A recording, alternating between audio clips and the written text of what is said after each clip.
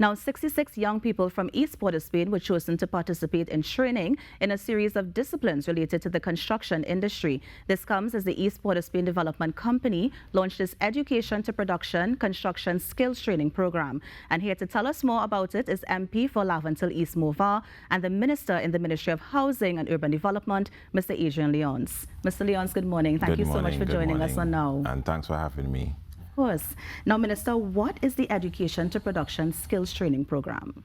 So it's a program, this is actually the third cohort. It's a program that was designed and developed specifically to train young persons in skills that the East Port of Spain company recognized were lacking in some of the communities.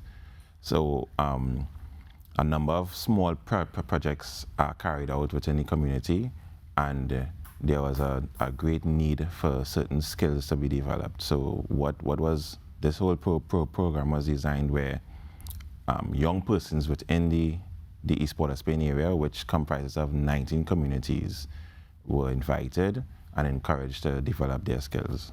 And so far, it have remarkable success. When was the program launched? The program was launched on the 27th of this month, but the classes will start on the 16th of May. Okay. And so these 66 young people, they were chosen from a bigger group, like you had to shortlist them to get to this program? Actually, there were over 400 applicants, and MIC actually took in 10 additional, so it's actually 76. Nice. Yeah. Okay, good. Yeah. Is this the first year for something like this, for this project? No, it's not the first year, it's actually the third. Okay. Yeah. Nice. One of the managers, well, he is now no longer with the East Port of Spain, Mr. Michael Aberdeen. He is in charge of construction and projects, and he recognized the need, and from there the whole thing was developed. And for example, who is the target audience? Like what age group? Well, there's a bit of flexibility, but most of the persons are between the ages of 18 to 35, right? However, from our graduates, 50% would mark that age, and another 50% will actually mark older persons. So you encourage older persons to apply? Of course. There's no age that you have to stop learning.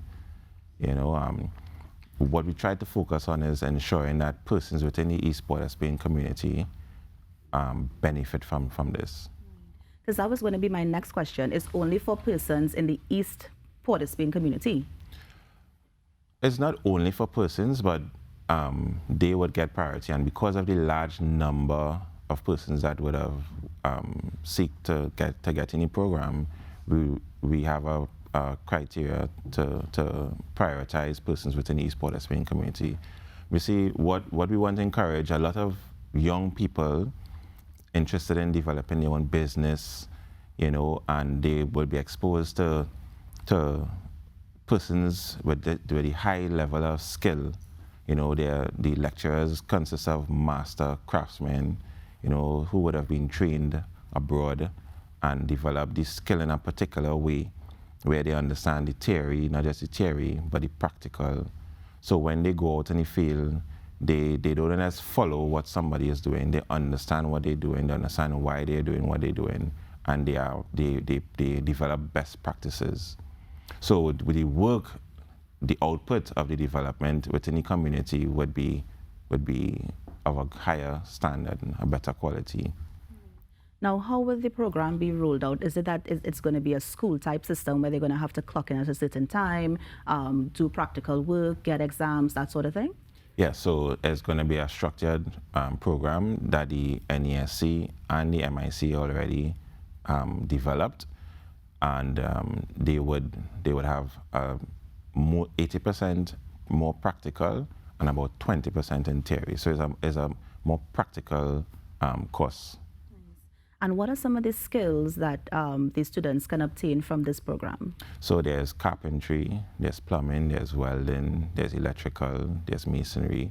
There are 5 different skill sets with the MIC, and there's the heavy equipment training with the NESC. That's done at Woodford Lodge.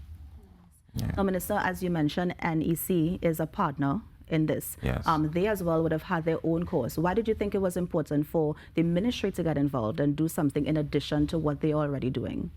Well, what we realize is because of different demographics, because of the different issues within the communities, sometimes you need to tailor a program specific to your target or audience. So for example, even in agriculture, when we bring agriculture within the East Port of Spain, we focus on urban agriculture because of space restrictions, so more some of the technology with vertical farming and stuff.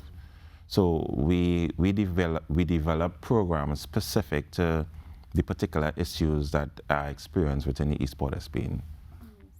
And I mean, if it is anybody's looking now and they're out of the East Port of Spain area, I mean, are we going to see something like this, let's say, in the central region or in the south region, for example?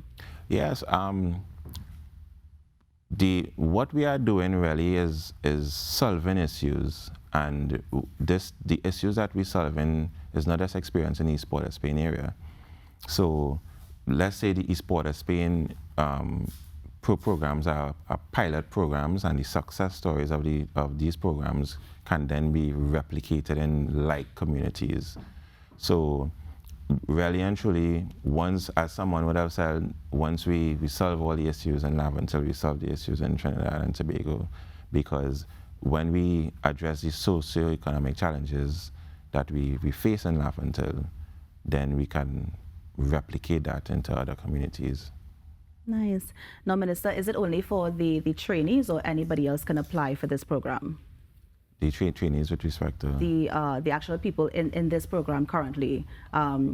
Could somebody, let's say, who already have, let's say, skills in construction, can they apply for this, or would it kind of be repetitive and they already know what's going to be taught? Well, there are a number of persons we encourage to join the program. So some people, they have the skill, but they don't have the certification.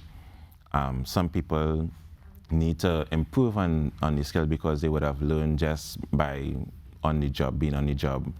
So when you develop best practices, then you're not just able to execute the job in a better way, but you're also able to train persons who would work with you better. So we encourage a lot of persons who have entrepreneurial skills to enter the program. A lot of the young persons would have indicated that they're interested in forming their own company, developing a construction company, a maintenance company.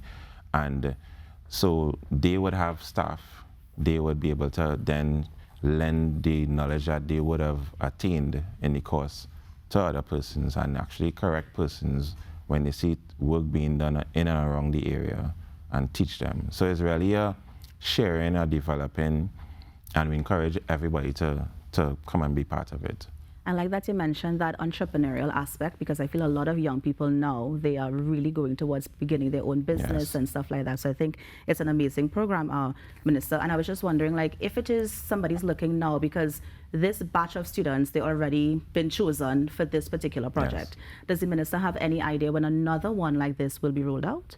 Well, the thing about it is we have been strategizing to see how we can expand on a number of our programs, because as I indicated, it always oversubscribed. Just last month, we advertised a photography course, and we were only able to take about 60 persons, and I believe about 300 or 400 persons would have applied.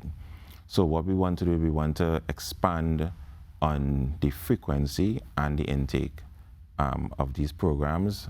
It is always limited to our access to the lecturers and so on, but we see the need and we see the hunger for the young people. They're interested and they're very excited in terms of business development and entrepreneurial development within the community, and this is what will result in some sustainability within the community, when we can develop our skills and share what we have amongst ourselves.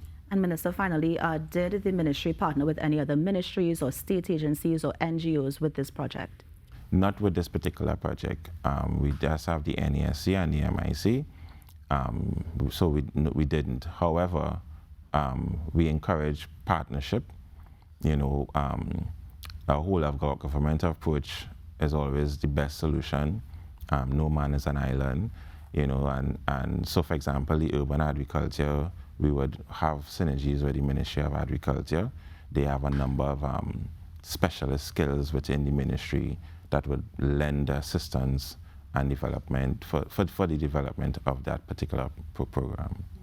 And so I think it's a lovely program that you're doing, and I hope our viewers would have gleaned some information about it and maybe look out for when the other one will be held. So thank you so much for joining us No here. problem. Thanks for having me.